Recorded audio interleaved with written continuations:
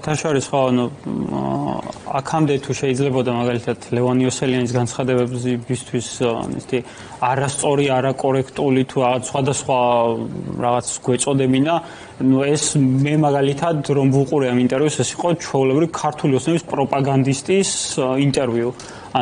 არ ვიცი, უბრალოდ რომ წამეკითხა ტრანსკრიპტი აი ამ ინტერვიუსი, ვერ ვიფიქრებდი რომ ეს სახალხო დამცველის ინტერვიუ იყო. ანუ იმდენად საშინელი რაღაცები ილაპარაკა, მაგრამ ყოველდღიურად არც ცდილობს რომ რაღაც წარმოჩინდეს როგორც დამოუკიდებელი. ანუ ამ ადამიანს აწუხებს მხოლოდ არ ვიცი მაგალითად ოლეოლას სიმღერა, ან აწუხებს არ ვიცი გზა რომ იკეტება, ან ასე შემდეგ, მაგრამ ამ ადამიანს არ აწუხებს ის საერთოდ ეს ადამიანები რატომ არიან 1 წლის განმავლობაში ქუჩაში. თავზე უნდა იმხობდეს ყველაფერი სახალხო დამცველი პარტიების აკრძალვის შესახებ. და თქვა რომ მე მესმის რომ რატო არის პარტია ასაკრძალიო ხა ადამიანებს აწამებდნენ ციხეებში, ოღონდ ჩარშან რომ ადამიანებს აწამებდნენ ერთი კვირა რუსთაველზე, იმაზე ძალიან პირობითი ერთი ადამიანი რომ არის.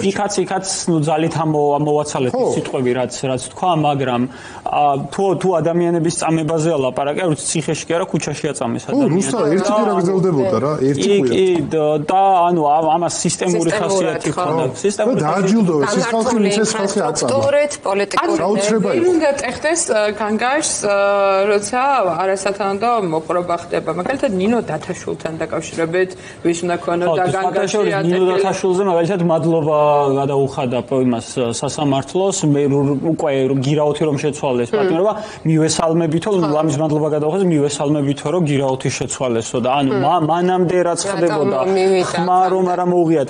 ანუ აი ეს ზინოვკინაზეც ანუ უცხოელზე განსაკუთრებით არ უნდა ქონდეთ გამახვილებული ყურადღება, უცხოელზე რომელსაც საკუთარი სახელმწიფო უბრალოდ არ დაიწყო. კი, რომელსაც დებნის და აქ ჩამოვიდა ალბათ ეთესის მოლოდინის კონტექსტი. აქ მაყურებელს ეს აუცილებლად უნდა ვუთხრათ, ხო? ანუ სახალხო დამცველმა თავის ინიციატივით მოკლედ მიმართა ეუთო ოდირს და ვენეციის ეუთო ოდირს მიმართა პროცედურულად ასე იყო.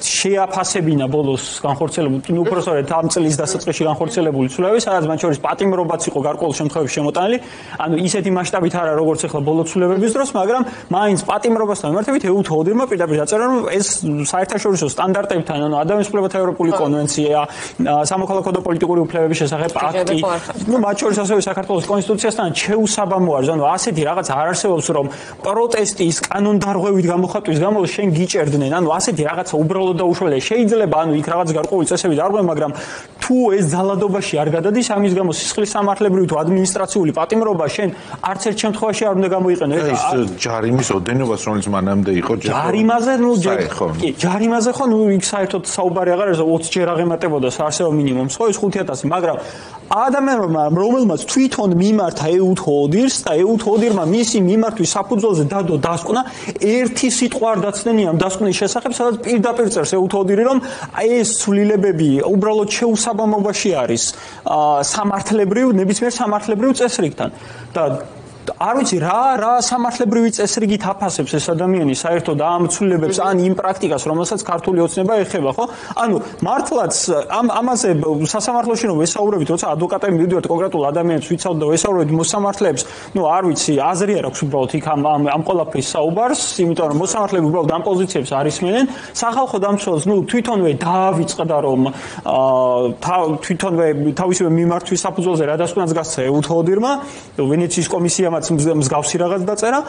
მარცხეჯულების ორგანოები არ რეაგირებენ, მაშინ ვინ არის აქ არ ვიცი დამცველი, ხო, ვინ უნდა მოახდინოს ამაზე რეაგირება და საერთაშორისო ჩვენ ერთ-ერთ გადაცემაში ამაზე გვისაუბრია კიდევაც რომ საერთაშორისო ინსტიტუტებმა პრინციპში და საერთაშორისო საზოგადოებამ ქართველი ხალხი როგორც ინსტიტუცია ისე აღიარა.